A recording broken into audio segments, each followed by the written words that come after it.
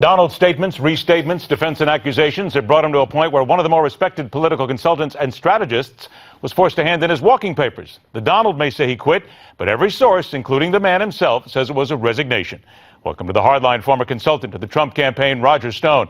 Roger, thanks for joining us. Now, we know about your reputation, but is Donald Trump's word always good?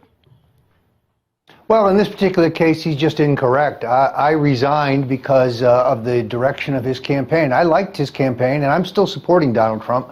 And I think he zoomed to #1 in the polls because of blunt talk about the Iranian deal, about the state of the American economy, about the fact that we're being taken to the cleaners by China and Mexico in these one-sided trade deals, about the hemorrhaging of illegal immigrants into our country who are going on a crime spree. All of these issues has resonance with the American people, and they have catapulted Trump to the #1 position in the polls. I think that the diversion to these personality food fights with television personalities is really getting his campaign off track. Let me get to that, if you will, Roger. I've only got about a minute left, so let me make sure I talk about this. The food fights, that's one of the reasons that you got out. Look, you've known Donald Trump a long time. Wouldn't you tell Donald Trump that if he wants to stay atop the polls, he's got to stop the infantile food fights here, and he's got to get down to issues? People love him right now, but they got to love him for the right reason if he's going to become president.